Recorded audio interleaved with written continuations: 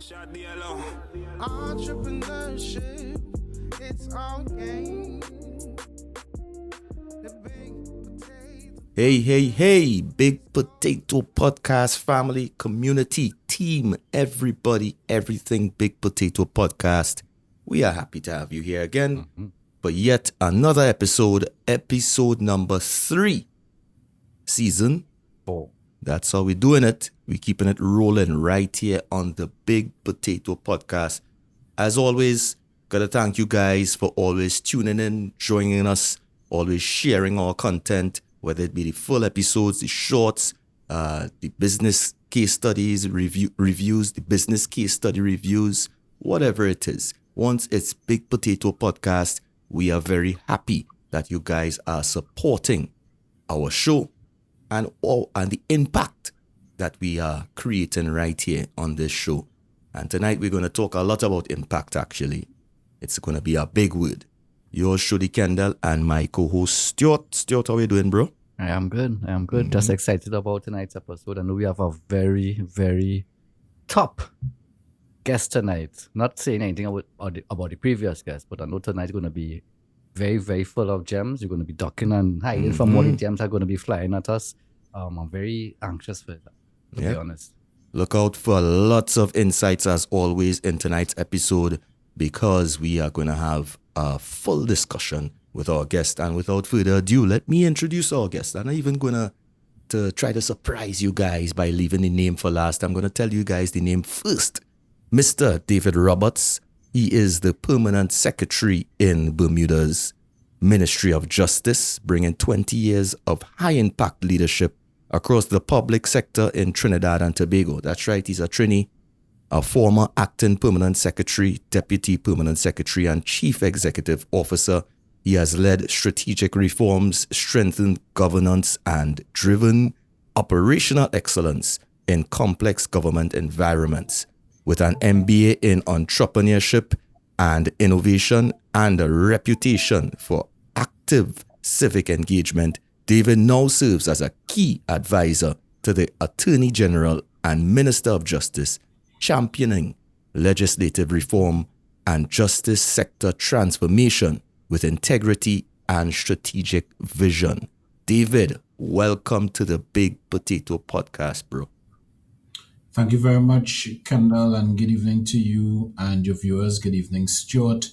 Of course, it's a privilege to be here with you both to have what I hope will be a very engaging and inspirational conversation.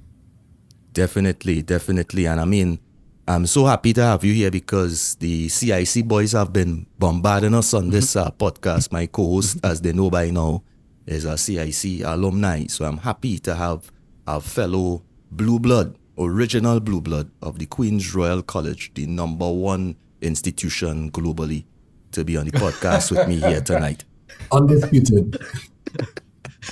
The number one institution globally. Mr. Editor, don't edit that out. So tonight, allow me to share something with Stuart. Of course. What's going on with all you? Nice love that going on here. For you, Stuart.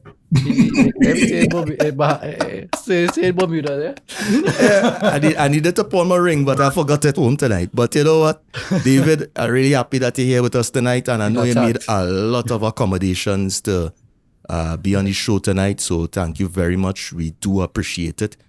And thank you for supporting our social enterprise, because tonight we are talking about social enterprises. You know, each season we try to do a social enterprise, social entrepreneurship conversation or episode, because what we do here is a social enterprise as well.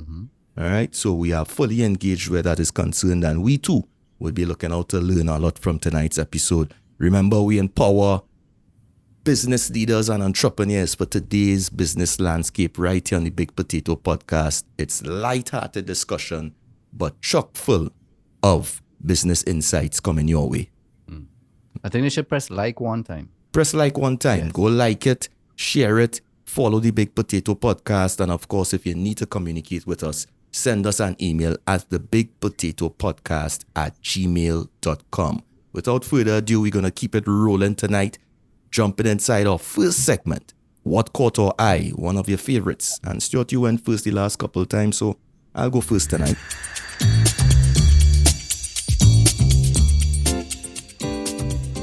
And tonight I have an article that came from the World Economic Forum on their website. You could check it out as well. The Business of Impact on a Changing World. Of course, the article, basically to summarize, spoke about global aid funding and the decline basically from the major donors. And we know who some of these major donors are, but their countries have been going through it as well. So funding has sort of dried up, as they said. The number of the figure here as well has fallen, or was expected to fall between 2023 and 2026. So now I have to say has fallen by near enough $67 billion during 2023 to 2026. So I mean, that puts a lot of pressure on a lot of developing countries in particular, where that funding dries up and social enterprises are becoming more critical for solving economic, social, and environmental challenges. Of course, social enterprises are businesses that generate both profit and positive impact. So it's all about impact, proving that commercial success and societal benefit do not have to be mutually exclusive. Matter of fact, globally, there are now estimated 10 million social enterprises supporting nearly 200 million jobs and generating approximately US $2 trillion in annual revenue. Wow. It's a good place to be. All right. And of course, just to give an example for persons who may not know, I say social enterprise, you could check out a company called Drinkwell. There are so many. As I said, there are over 10 million, right? But we talk about Drinkwell in Bangladesh, which has deployed more than 370 water ATMs. Water, potable water, drinking water was a problem, and they solved it by providing water ATMs, safe drinking water to over 3 million people.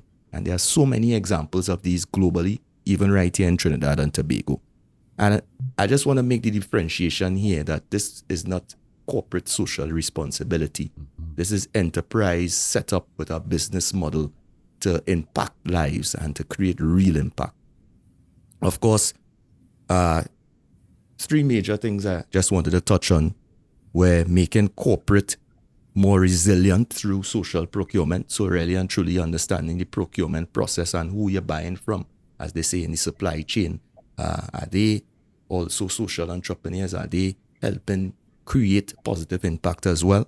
Enabling governments to deliver better services as well. You see where there are public and private collaborations, and that is actually the third point I was making in terms of that collaboration as well. So in Ethiopia, there was an example of a social enterprise that they have ambulances and they actually assist the government service by supplementing their fleet as well.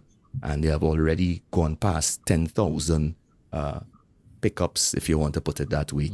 So there is real positive impact, and that impact is what we're talking about here tonight. So David, how do you see it in terms of creating impact, particularly in regions and countries like ours still developing and with these funds drying up worldwide? Thanks a lot for that, Kendall, and it's a really interesting article. The reality is a lot of the enterprises or initiatives that depend wholly and solely on donor funding, they are really charities and not social enterprises. So a lot of people are mistaking their business models. The social enterprises, in a true sense of social entrepreneurship, has some sustainability built in. So the reality is, with the reduction or the fall in donor funding, the need still exists in these communities. So it will really be now enterprises proving their worth and the necessity for their existence. And naturally, those that were in it for the money would fall away. So you will find some enterprises, some that may be popular, falling away just because they are not able to sustain their operations. And as we go through the conversation this evening, we'll be able to speak about local, regional, as well as global examples of where sustainability was really built into the model. So regardless of whether or not they had access to donor funding, they were still able to meet the needs of the communities that they served. Fantastic. And that's an excellent point, sustainability. Yeah, well, I mean, it shows that we are very interconnected as a globe. So one party puts a chainsaw to spending, and countries suffer, projects suffer. I saw in the papers recently, I think it was a few days ago, that the NGOs here saying they have a few more weeks before they might have to start shutting their doors as well. So the impact will suffer. But I like what David said in terms of some of these were really set up for Charity. You know, the managing director of the NGO spends all the time hunting donations, hunting funding, as opposed to focusing on the impactful project that the vision would have, laid out. So it's very interesting. It's very interesting, and there's nothing really more I could add. It just shows again that we're very connected, very, very connected as a globe, and as they say, we in certain people backyard. Yeah. You know, they catch the flu and we sneezing quite down here. And that's the thing, there's always that trickle-down effect or domino effect, so to speak. So what caught your eye this week, Stuart? What caught my eye, briefly, there's an article from netimpact.org, The Future of Social Entrepreneurship. Trends every change maker needs to know. These trends, 5 main trends I will mention. We always recommend the audience read the article themselves. The first trend is the rise of tech-driven solutions. We've been discussing AI, we've been discussing the rise of tech-driven XYZ since season 1. So I won't continue on that. That is kind of self-explanatory. The second one, the focus on sustainable funding models, which will tie into what was previously mentioned in terms of it's not CSR and it's not charity. The model is built into it. It's the sustainable model supposed to be built into it. So that is a greater trend there that's emerging. That focus on it. Thirdly, greater collaboration across sectors. Fourthly, increased role of youth and diverse leadership. To have all different types of NGOs, all different types of projects these persons are trying to be involved in, and because of the wide nature of it, they have a wide nature of persons with different characteristics, different traits. So it's generally all encompassing. Yes. So it provides employment for a lot of different people. But the fifth one is something that really struck me, because with my book, I do a lot of social entrepreneurship, trying to really get the message out there and really try to make a change in the mindset of the youths. And it's really about the trend of a growing emphasis on measuring impact. Now, if I go to some investor or I go to an angel investor and they ask me, so tell me about the impact. Generally, I would have said, well, I went to this amount of schools, I interacted with this amount of students, but that doesn't really tell the impact. Yeah. Right? Because there's impact, so there's output, there's outcomes, and then there's impact. So that again really struck me, because I haven't been measuring my impact. But then again, how could I? Because measuring impact it takes time for the impact to unfold, and it's very, very wide in terms of the amount of data you have to collect to really trace the impact. So it just really hit me, and I think I thought I should mention it for the audience, because I know many people haven't been thinking about it as well. I'm very happy you brought it up. David, any thoughts on this? Yeah, I think you're making a very solid point there, Stuart. I mean, when we look at any sort of activity or initiative executed by social enterprises, because that's the nature of the conversation this evening, outputs would really relate to what you did, all right, or what you continue to do. The outcome would look at what changed because of what you did. But then the impact asks whether or not what you did mattered and for how long. And you were making the point that a lot of social enterprises face in terms of impact takes a very, very long time to show. So the reasons most organizations stay at the output level is not necessarily because of laziness, but it's because you can see outcomes in days or in weeks or in months. But impact really takes a longer period to prove. So if we think about entrepreneurship training, the output would be 100 attendees. if we think about the outcome, it would be of the 100, 40 started businesses or 20 started businesses. But the impact of that would be the reduction in unemployment in that community. It may be the improvement in nutrition of the children of those families. It may be additional businesses that spring from those that started from the initial intervention. So it is a longer exercise and a lot of times a costly exercise. Generally, ministries, state agencies will engage in tracer studies to look at the long-term impact of interventions, and smaller, more agile organizations just don't have the resources to do the necessary.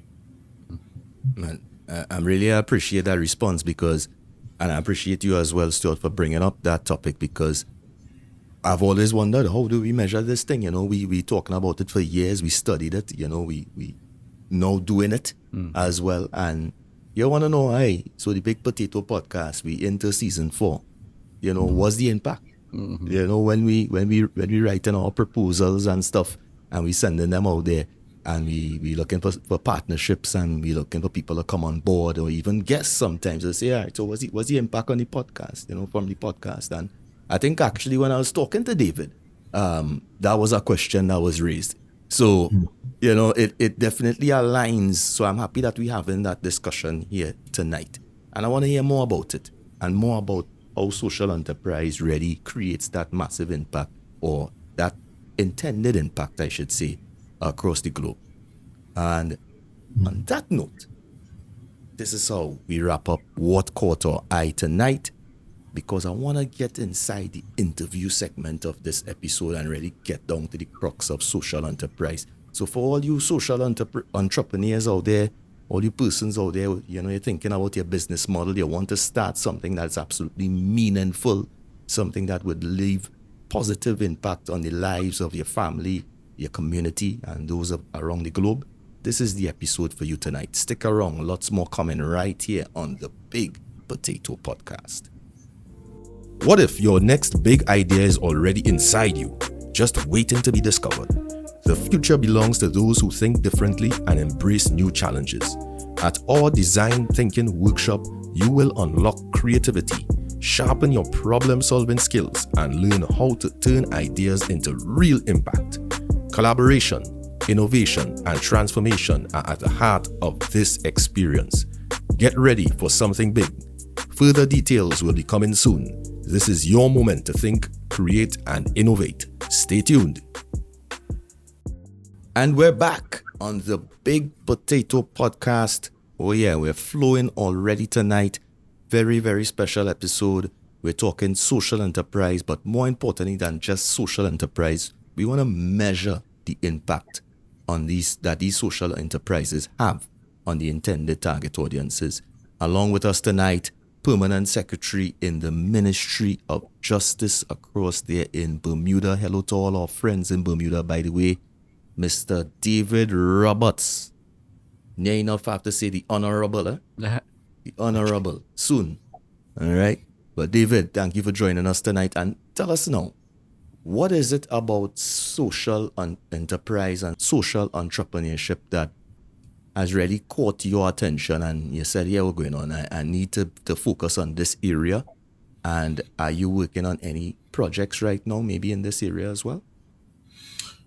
Thanks a lot for that, Kendall. I have been interested in social entrepreneurship and social enterprises for some time, just from my personal involvement and just being exposed to the topic.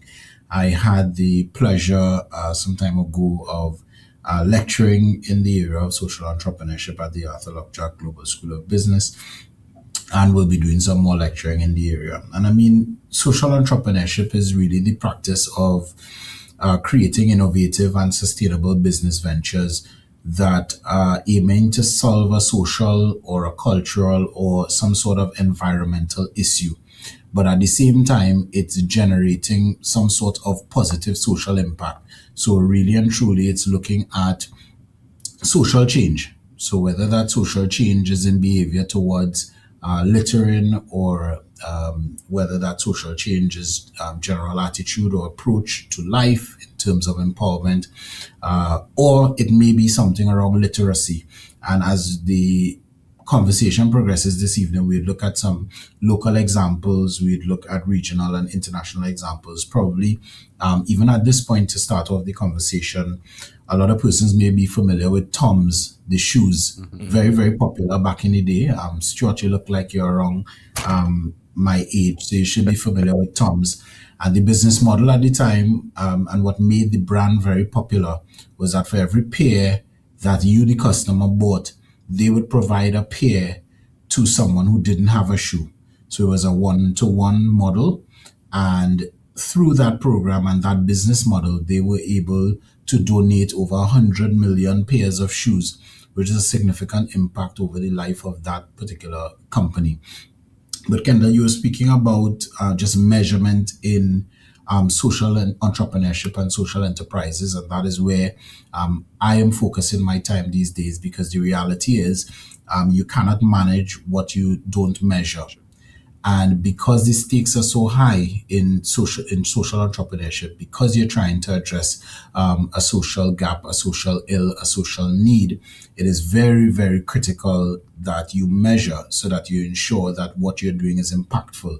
And just to draw on the point that you were making earlier on in terms of reducing access to funding, it would mean then that of the limited funds that are available, you want to ensure that you're getting maximum bang for your buck. So it is very, very important to ensure that those things are aligned to the needs of the community and are as impactful as possible. There isn't any room for fat, as it were, in the days of old, because the resources are now very limited. And measurement is also very important because it is the truest form of knowing whether or not you're helping or not. So a lot of times the work around social entrepreneurship is heart work. So people get actively involved in doing good, but they may not be doing what is the best for that community. So sometimes we engage in activities that, as opposed to empowering communities, they lead to some level of dependency, which is not the intended impact. So that is just some of the reasons why measurement is really, really important, particularly around social entrepreneurship. I mean, the first episode this season that we had dealt with data and data collection and business data, really and truly that type of conversation. So I'm very happy, and I'm sure Mr. Ramon Gregory will be very happy as well to hear that we are measuring stuff, because as you said, what you measure, it really gets done. Yeah. It gets managed. And it's very interesting, and you brought it up in the What Quarter I, measuring social impact and being able now to add that, I guess, to some of your analytics. Yeah. Well, I love what I'm hearing so far. But speaking about measuring, Mr. Roberts, Mr. David mentioned that you'll use some local examples. So let's use the Big Potato podcast as Of the course, example, why right? not? We like critical feedback. In the previous segment with the What Caught Our Eye, we did mention that impact takes some time to measure. But how does a social entrepreneur understand whether he's making an impact or just doing transactions, just doing stuff? Like, for instance, how do we know, without being able to really measure the impact yet, whether we just come in here filming episodes every Making the studio rich. making the studio rich, making ourselves poorer? I mean, we enhance our brands, we have our goals, our personal goals, but at the same time, how do we know we're on the right track? So it really starts from being mission centric, Stuart. So you have to be clear about your mission. So what is it that you're trying to achieve? So for the Big Potato podcast, you may not be looking, for example, for mass numbers. What you'll be looking for would be the people who are seeking out this type of information in this type of context. So in a Caribbean context, persons who are looking for this information, and more specifically, persons who may be looking for ideas that are easily actionable. And I think that is another thing that social entrepreneurs and social enterprises get caught up in sometimes. They get caught up in the larger numbers and just lose sight of mission and impact. You would find, based on the type of podcast that you do and the type of impact that you want to have, access to a core or a smaller group who are on brand and on target may be more effective than 1 million views, 2 million views from persons who are, for example, outside of the region, who may just be looking at it for ideas to replicate or some other form of comparison, as opposed to putting it truly into effect. And as I was saying before, the reality is it takes a lot of time and a lot of resources to look at the impact. I have been engaged with a number of NGOs who have done some studies to look at the impact of what they're doing, whether it's surveys in one form or another, or tracer studies, to see whether or not, their interventions have been impactful. Some of those have been really useful, but again, it takes time. So sometimes you return to the community a year, 2 years, 3 years after the intervention to see, okay, if it was an entrepreneurial development intervention, whether or not the businesses that started with the seed funding, whether they're still operating, if they still are employing X number of people, if they've increased, if other businesses have sprung from that. So for example, if a business started off in terms of growing greens, is there a related enterprise now making something that is an offshoot of the produce that is being made? Or is that now related to another business that is dealing with packaging? You were making the point earlier on about partnership, and that is also very important against the backdrop of falling donor revenue for organizations that are complementary to work together to solve social issues. That is also a growing area. So it takes some time. But as I said, at the center of it, you really need to remain focused on your mission, because very similarly, you may find that sometimes you may get involved with partners who begin to move you in a direction that takes you away from your mission. So you begin to get funding, which is another concern that social entrepreneurs have to look out for. You begin to get funding, but the source or the objectives of that source of funding may be incongruent with your mission and why you started your particular social enterprise. Then you get some mission creep, and then you're all over the place. And you're all over. But what I liked about what you mentioned there is the first thing: focus on your mission. Yes. And understanding our demographic. We always say we're not selling flesh, so we're not going to be getting millions of views.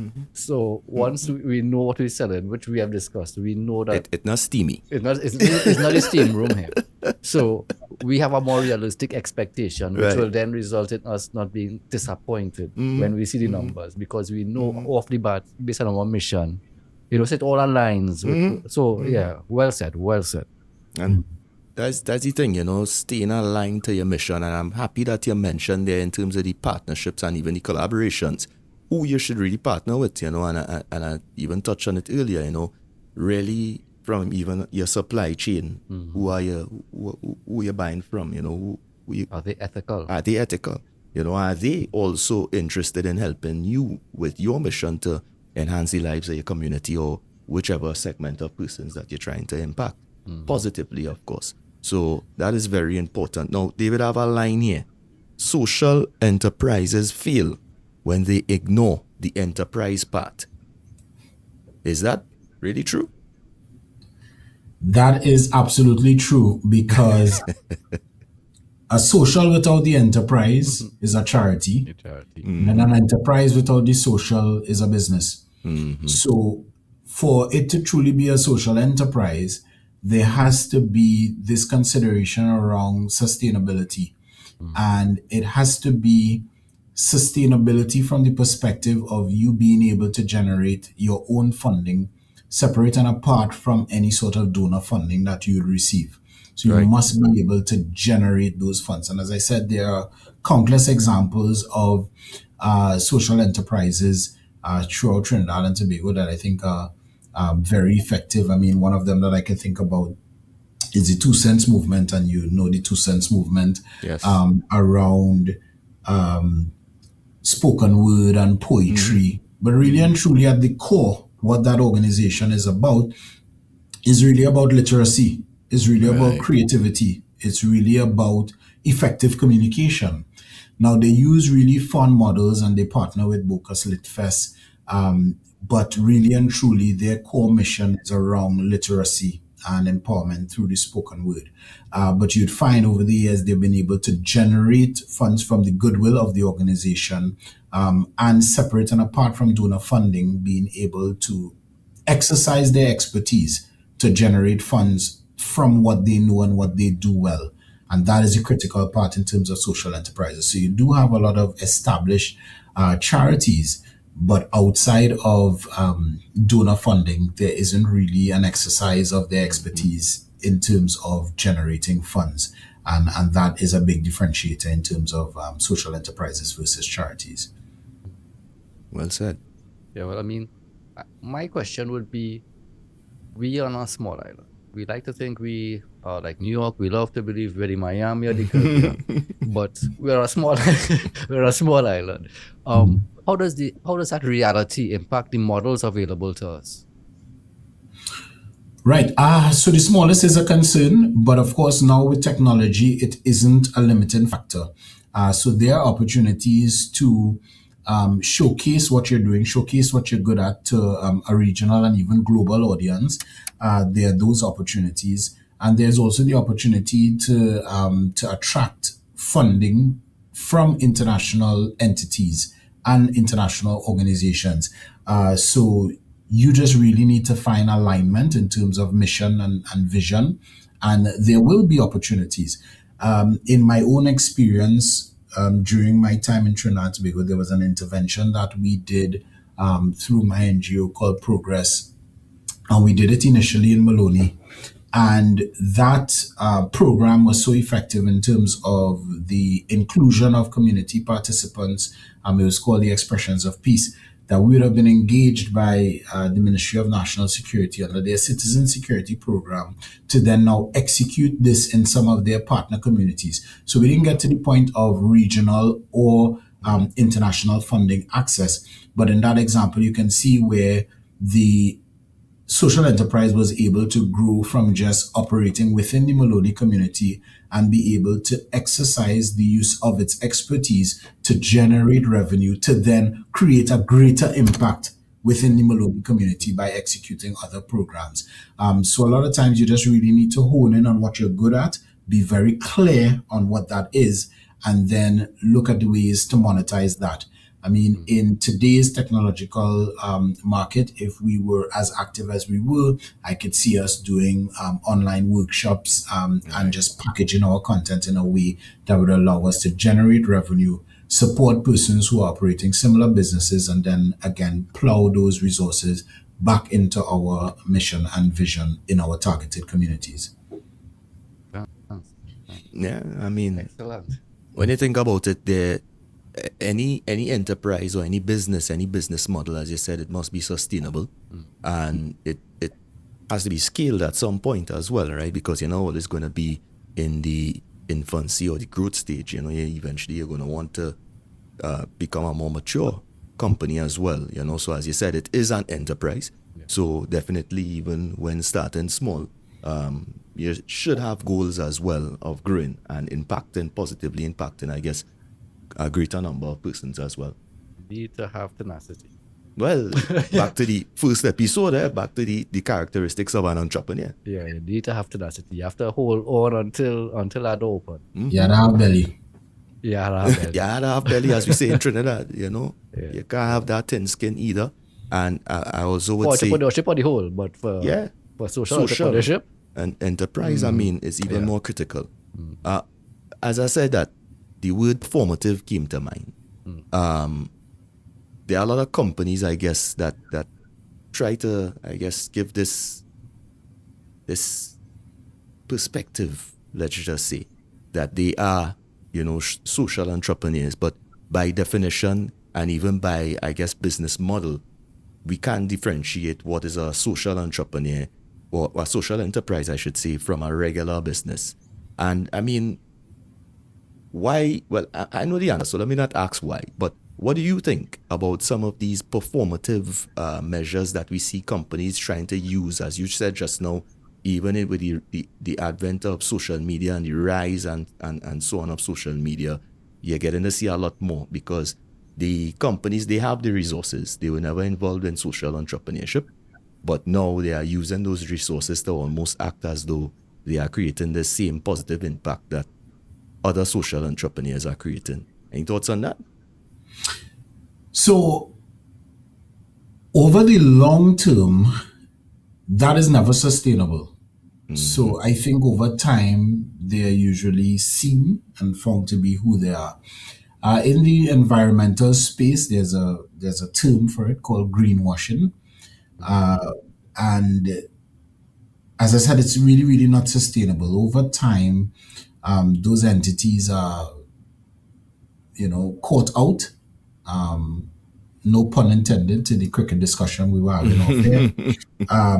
And it really negatively impacts the brand over time. So it really backfires on them in terms of those entities that really do try to do that. But you get that, especially in this age of social media.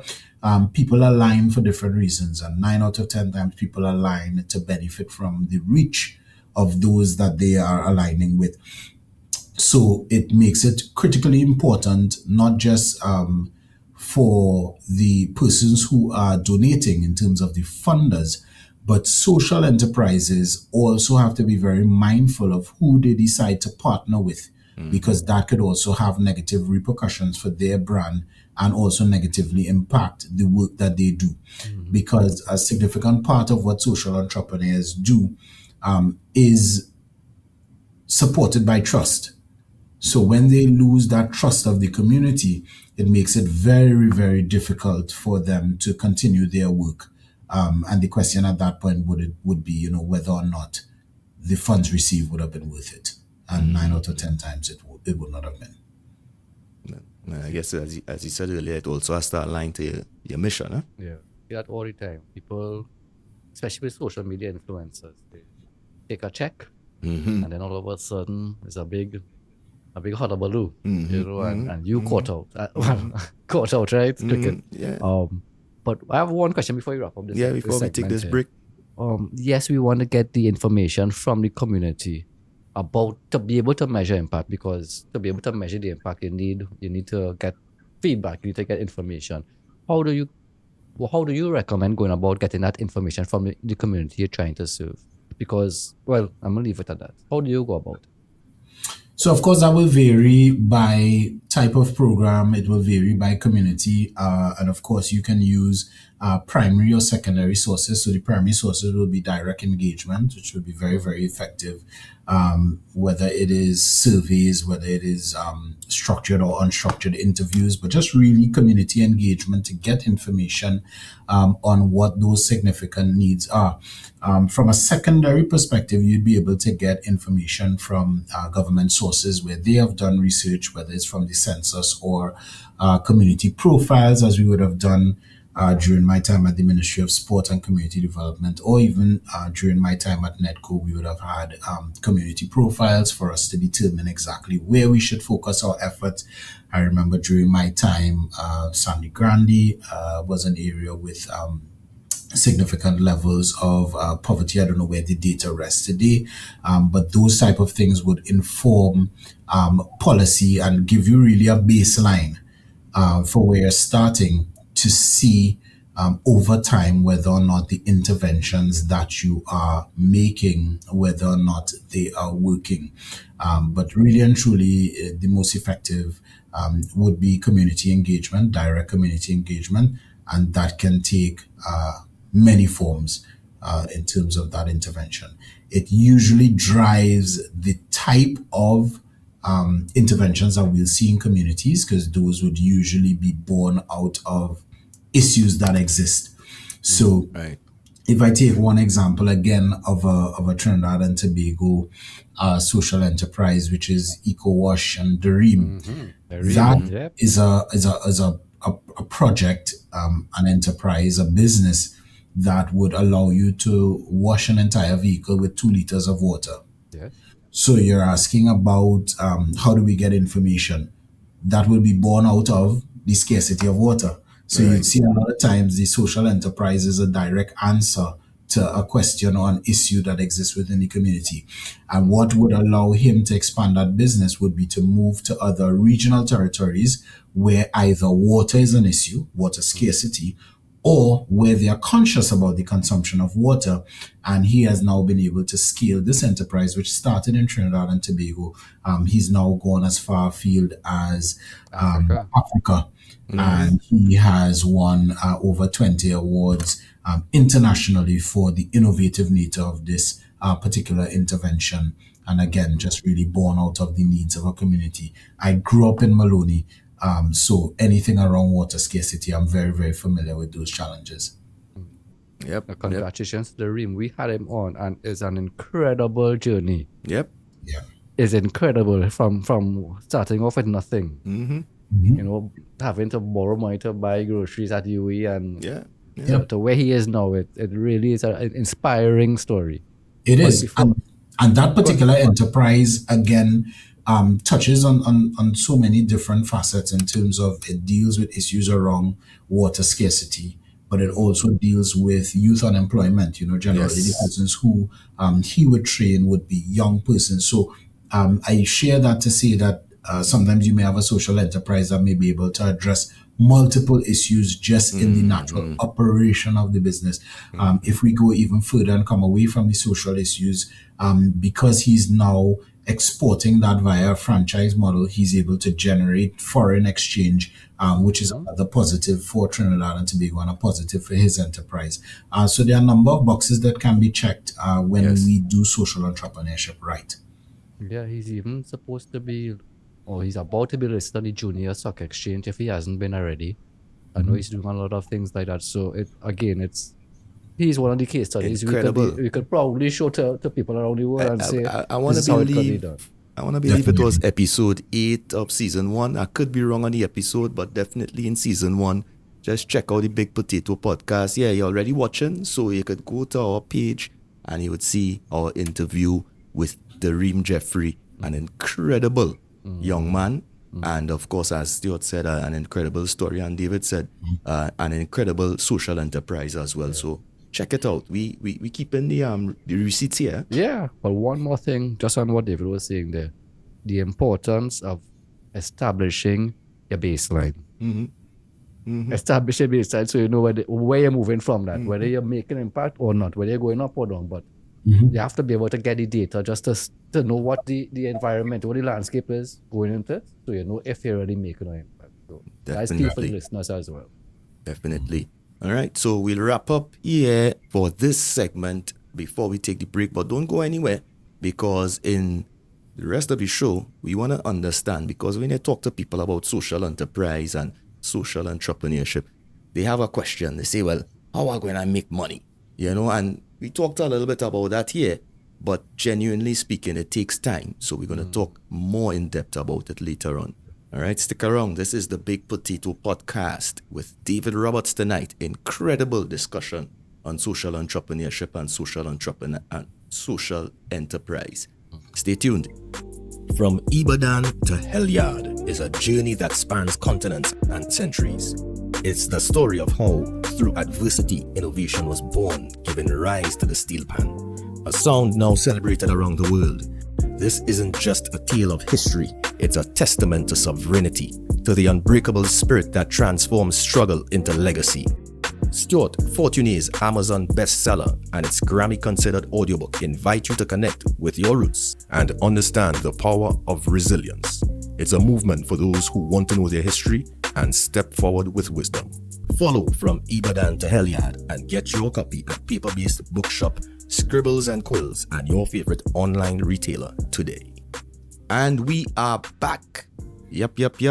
Hopefully your favorite social enterprise. Yeah, we are growing. We are still on our journey, the Big Potato Podcast. But guess what? We are here to continue sustainably creating positive impact on the lives of all our viewers, our listeners, and our audience. We thank you guys so much as always. Incredible discussion tonight with Mr. David Roberts. He's online, and it's time for one of your favorite features on the Big Potato Podcast. Would you rather? And tonight, let me see, I don't know. I don't know if I have enough nuance in this, would you rather, but I would ask it still. Let's see where you're coming with. All right. So, David, would you rather investors prioritize your profit margins or your measurable social outcomes? Measurable social outcomes. Too easy, right? Should be both. Yeah. Too easy, right? Now, in terms, and I asked that specifically, even though the answer is kind of directly specific to this episode, but in terms of investors and when it comes to social enterprise, let me just touch on that a little bit. Do you think that investors are really there already? Not in a general sense. So there are mechanisms and there are various initiatives for support. What you would find a lot of times would be that donors who are aligned to the mission of the entity would be more committed from a personal interest standpoint as opposed to a financial interest. But we really want to get to the point where whether or not you're interested in this particular intervention, you can see it as good business and a good investment. And that is where you have a really, really ideal balance between social outcomes and the financial sustainability of the entity. So really and truly, that is the sweet spot where really and truly you'd be able to do some good, but you're also assured of a return on your investment, which is the core expectation of an investor. Correct. Yeah, I Yeah, think you still- come good this time. You come good this time because that's exactly what I was thinking, right? Mm-hmm. But when you are having a discussion with the investor along a social enterprise, impact is the conversation you're having. So the investor that's supposed to be one of the key KPIs, key metrics that the investor is looking at as well. But then again, it's investors, and as David just said, it's social enterprises, not charity. So It's the not investor always wants some return on this investment. So that's what I'm investor. saying. It's very nuanced. Yeah. Yeah. But still, And- I would say the social impact, because Yeah. that will bring on further investors into the future anyhow. Yeah. And I mean, the social enterprises really, they trade in change, as I said before, social change. So they change in lives, change in communities, they change in ecosystems. So the unfortunate thing is if you can't measure that, then, you're flying blind. So you won't even be able to communicate that to your investors if you can't measure it. You have to be able to say, this is the impact. So for example, improvement in literacy levels. And I know of NGOs that have been able to communicate that effectively, and that has resulted in significant partnerships with them. I think about the SZN4 Foundation, who have done some really, really good work in East Port of Spain. And they can tell you, the type of impact in the schools that they're operating in terms of literacy rates and improvement in terms of school outcomes coming out of the SEA exams. And coming back to the point you were making earlier, Stuart, they had a baseline. So they're able to say before the intervention, X number of students were passing for this school or were demonstrating the required levels of numeracy or literacy. And 3 years, 4 years, 5 years after this intervention, these are the numbers, these are the results. So that changes the conversation, because anyone who wants to be involved in that type of activity can see very, very clearly the impact that particular intervention is having. I think right now another good example would be the turtle, the leatherback turtle Right. conservation. Because everyone is talking about how many turtles they see and how many nesting sites this year. But I guess that is the impact of years of work Yeah. now Correct. showing up. And they also tag the turtles so they can tell number of times that they return. Exactly. So I think that's a very, very good example. All right. So, I gave my answer. I would go with I would agree with David. So what was your response? No, I also would Everyone on the same page? Yeah. I mean, it's a social enterprise, right? All right. But the sweet spot is usually important. Yeah. All right. So let me see if I can catch you all out. I must stop saying. Would you rather personally mentor 10,000 young people or change one national policy? I'm gonna see what all they could come up with that one. So again, Personally mentor 10,000 persons. right? Because that's an I'd opportunity love to hear your response. 10,000 policies. So let me follow up on that. You think the impact is greater with the one-on-one with the young person as opposed to a national policy? Not necessarily. So the way that I looked at it, ironically, I recently did a piece on mentorship. So I do think that mentorship is important, and I value mentorship. The thinking for me would have been the impact of 10,000 persons who have a mindset similar to mine, who are then able to go on a continuous basis, changing policies. But it is not definitely to diminish the impact of government policy as someone who functions from that standpoint on a daily basis. Yeah, that's why your answer Well was said. so key. I want to hear what you really would have said, so that will influence my answer.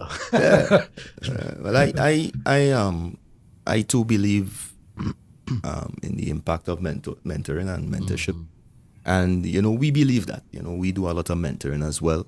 And I think that it's hugely important. And you hit the nail on the head, because that is exactly what I was thinking when I heard the question, that you now have 10,000 more persons who could advocate in the same way that you are.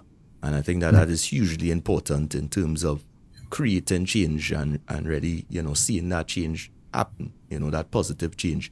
Those 10,000 people, if they are able to influence one person each, have impacted 20,000 people, and then the trend goes on and on from there. Tough, that one tough, It is. It is a tough question. Because And I just, the government policy may be access to education, which could have That's it. impact on That is you answered it. Because I might be able to remember, policy is something that's supposed to be changing with new government. It's supposed to be, this is a national policy. We have a sporting policy, we have a cultural policy, that no matter who there, this is our, as a nation, like the steel pan. This is our national instrument. It doesn't matter who there, it's our national instrument. We're supposed to have pride in it. We have the geographic indicators, we have everything fit. World Steel Pan Day as our thing. So it's supposed to be a broader thing. But just the bureaucracy, the red tape, when government try to do things, it just isn't as planned. I'm gonna put it as soft as I can. It isn't as it doesn't come out as planned. I understand, yes, 10,000 mentorships. You're building a nice force of evangelists to go out there and do the work for you. If I have to settle on one, I will go with the mentorship. I will go with the mentorship, because just today I did a mentorship session, right? So I enjoy that, but it's very tough. I'll leave it at that. I said enough. It's tough. But I will say, gentlemen, that you both touched on it as well. It really depends on what the national policy is, what type of policy we're talking about here, because that could impact, obviously, millions of persons, depending on what it is, positively. Exactly. So, we'll leave it there for the Would You Rather. I think we had a good Would You Rather tonight, two very, I would say, technical questions. You I'd love to understand hear that? the audience response. Of course, so drop us a line in the comments, send us an email at thebigpotatopodcast@gmail.com as well. Let us know your thoughts on the Would You Rather tonight. You heard two of the two questions. Give us your answers and, give us a little explanation as to why. But we're keeping it rolling here tonight on the Big Potato Podcast. And David, in this final segment, as we wind things down, we are seeing, and we touched on social media and, how close, due to globalization, the world is right now and so on. Persons in the audience, even looking on here right now, they are making choices and decisions in terms of the content that they are consuming, in terms of the products and services that they are spending their money on. Long ago, you could have probably done a really creative ad and, spent a lot of money on that, and maybe your company might be guilty of pollution in the waterways, but you still were successful because of what you were able to spend your money and show the audience. These days, you find that persons are doing a lot more research. They are checking into companies a lot more to see what they stand for, what they do, and you find as though the the consumer is starting to align themselves, I think, a lot more with social enterprises. Is that the reality out there in the world right now?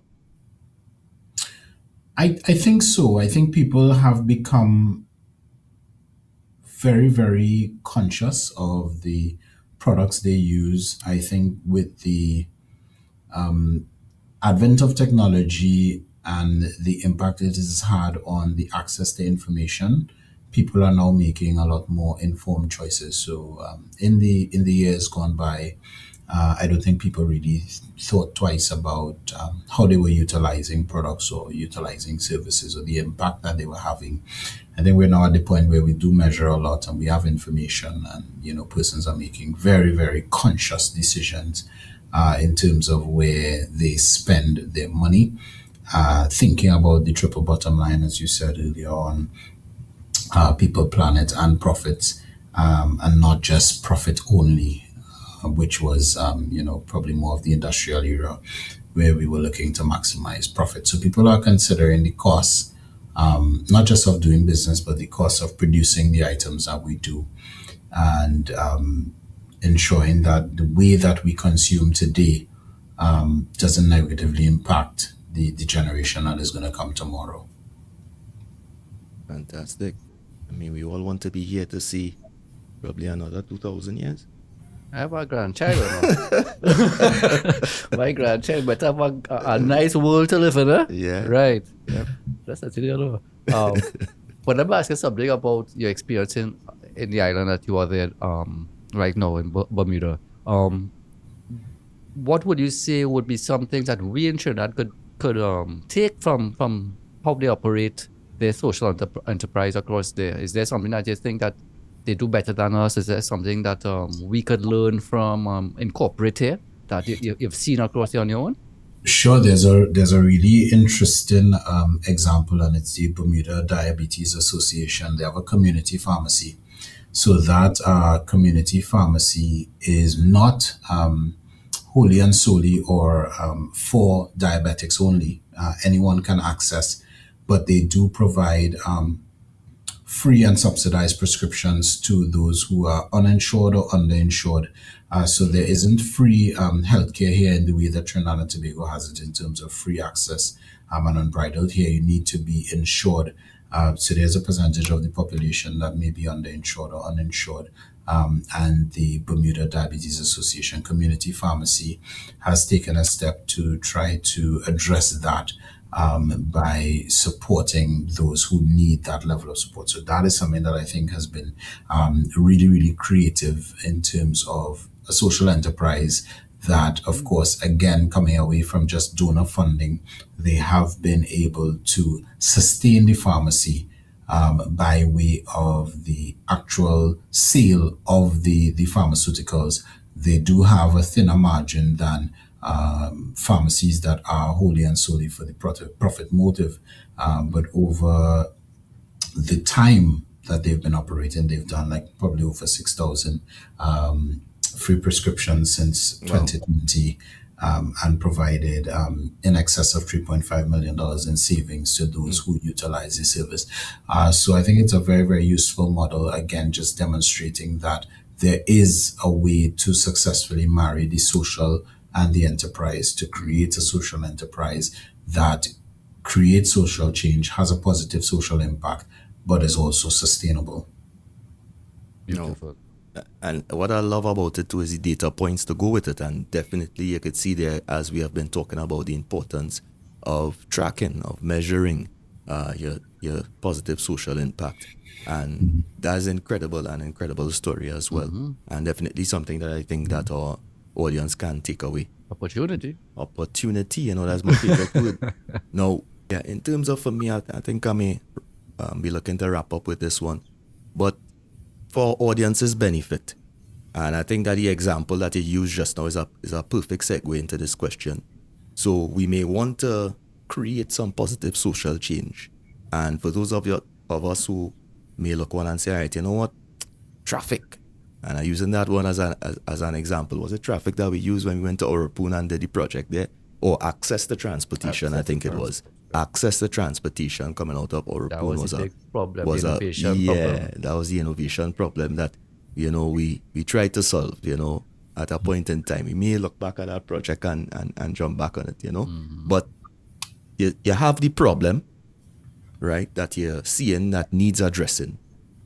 How does the entrepreneur now marry the business side of it? Because some problems, like that one in particular, why I mentioned it, the direct impact was good there for the community, but in terms of us as the entrepreneurs monetizing it in a particular way, so that it doesn't just be a charity where we are now just transporting persons for free or whatever it may be, could become an issue. So how do you then marry the two? How do you go about systematically, all right, you're creating positive impact in your community or your society, but also now building business out of it? And I think that's where some of the entrepreneurial skills would have to come in. Right. But when we're looking at social enterprises, the general approach for me would be to look at a 4-question test. And you started to look at it. You want to figure out whether or not it's systemic or symptomatic. So is it a system issue, or am I looking at a symptom of something else? You also want to consider who already owns this and why are they failing at it. So is this a government responsibility? Is this a community responsibility? Is there a gap in the market where no one is really providing this service or addressing this need? And then thirdly, you want to think about whether or not the community is ready to co-create. So you're looking for that engagement. I spoke to you earlier on about trust, and with trust comes cooperation at the community level. So you're looking at whether or not they're willing to work with you. And coming back to Stuart's points, the fourth area would be, can you define and measure success? So, a lot of times you'd find throughout the Caribbean, some of the same problems are recycling through different organizations. And it's really because no one has the institutional bandwidth to really solve the problem structurally. So we're dealing with it in a symptomatic type of way. But sometimes you need to pull back to really properly diagnose what the issue is and then really attack it at the core and be able to address the issue. So that to me would be the approach to really considering how best do we frame the best problems to solve, and not just find ourselves, sometimes focusing on just the fever as opposed to the disease. Yeah. Find yourself in busy fool syndrome, huh? Yeah, so the symptoms. Yeah. Putting plaster on everything. Yeah. And you're not really creating the impact that you truly desire, and worse yet, you're not making any money. So, you're definitely not an enterprise. So, but those of you all out there, you're thinking about, all right, you're seeing some critical areas that you may want to address. I think that that is a nice template that you could look at, and of course, marry that now with the business Correct. side. And just to share an example, again in Trinidad and Tobago, there's a social enterprise, SILE Environmental Services Limited, and that particular enterprise looks at the root problem, which is really consciousness about waste, as opposed to the symptom, which would be rubbish or litter in the normal sense of it. When you look at it from that perspective, where it is consciousness about waste and waste management and composting and recycling in a really holistic manner, you look at a different problem and you get a fundamentally different solution. So if she had focused on rubbish only for that business, then she'd be doing a lot of cleanup campaigns. But I guess she recognized from her diagnosis that was not sustainable. The challenge, or what was leading to the rubbish, was the fact that we did not have a consciousness about waste, or that things that we can utilize in other ways, we were thinking that it was waste. So something that we can compost, we were throwing away, which didn't need to go to the landfill. It could be beneficial to some related enterprise. So that's just a demonstration of, if you reframe the challenge, then you're able to come up with a better solution. I like the fact that you use the term reframe as well, because it is just increasing our design thinking workshop that at some point will be coming up as well. So episode after episode, we're seeing more and more candidates to invite to this workshop. Yeah, definitely. I try to see if there are any more questions because we covered a lot Yeah, tonight. yeah. If I have one more question, and this is really scraping all the questions right now. Is there one opportunity for the entrepreneur in Trinidad, the social entrepreneur in Trinidad? Yes, we discussed right now the cooperative pharmaceutical pharmacy in Bermuda. What are some of the huge problems you see in Trinidad that are not being addressed? Yes, we have the REAM dealing with the water scarcity. We have the one you just mentioned there. But are there some, again, for the audience to be able to pick the ears and say, wait, no, this is a problem that I think I could address? Would you make any suggestions? I'd give the same answer that I used to give when I was at Netco. So when I was at Netco, the question that I was asked the most with anyone who was looking to start a business was which areas would be too. It's the question that people would ask me, right? And I would say to them, people are making money in food, people are losing money in food. People making money in Exactly. cars, people losing money in cars. People making money in consultancy, people losing money in consultancy. And I say that to say that there isn't really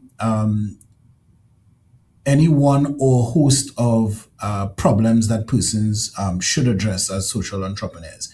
I would say that it would really be based on your community. And we know that there are some broad issues, for example, but there may be different reasons. So, for example, if we look at the issue of unemployment, that may be an issue of lack of training, lack of skills, or it may be just an overall lack of opportunities where persons may be skilled, but they live in a rural community and those opportunities just do not exist. So it comes back to an earlier part of our conversation, which was all around really getting that primary data and that information Yes. via needs assessment from the community, and really also leveraging expertise that you may have to bring that to bear on the particular issue. Because where you don't have the expertise, you'd have to get that somewhere else to address the issue. So, for example, if I say the solution that is required needs technical or engineering skills, and if you don't have it, then you'd have to get those skills from somewhere to ensure that that is executed properly. So really and truly, it's for an assessment to be done and for the utilization of the requisite skills or combination of skills to address those issues. So the broad issues that we'll see across communities would be literacy, unemployment, maybe access to opportunities, maybe the point you're making about traffic and transportation. And the way that we would address that would also vary by community. So in some communities, it may mean training, and it may be something like an altar model. In other communities, it may be a book club, because there may be the need for community because persons aren't able to do single study. They may need some guidance.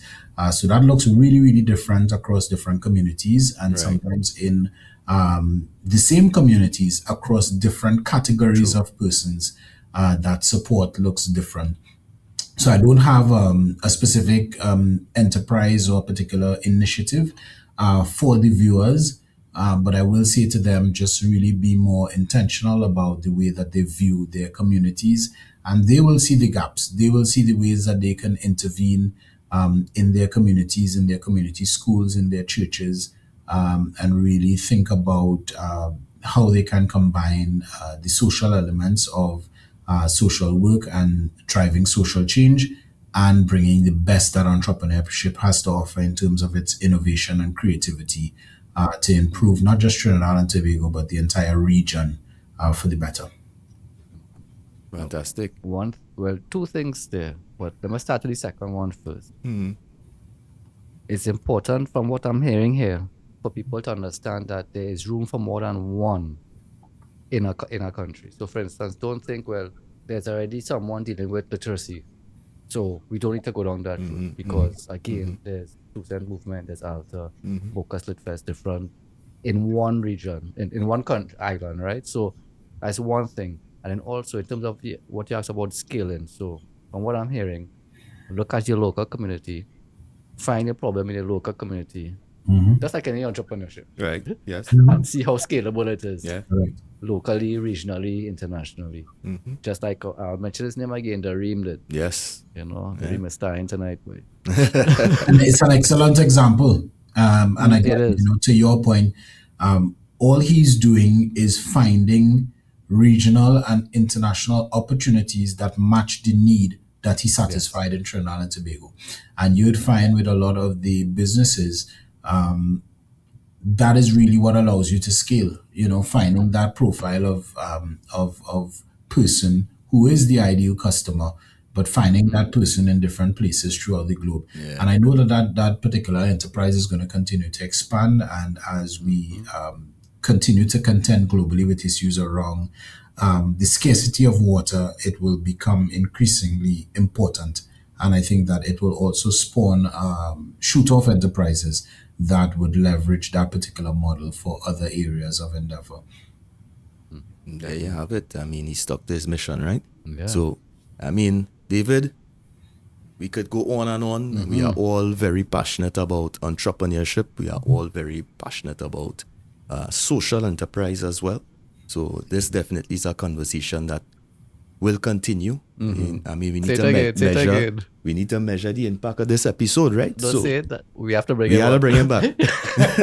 The usual. That's usually what Yeah, we we say gotta- at this point. We gotta bring you We back. gotta bring it back. in local parlance. But thank you very much, Mr. David Roberts, for making Honorable. the time. Yeah, No. yeah, almost Mr. honorable, Mr. almost. Okay, Mr. You know, Thank for you. making it. Thank you very much for having me. I appreciated it, Kendall and Stuart. Yes, it was a pleasure. Definitely was a So pleasure. until next time, David and our Big Potato Podcast audience, we thank you guys so much for tuning in, joining us as usual, and find those problems in your community to solve. Social enterprise is on the rise. We rhyming, boy. Yeah.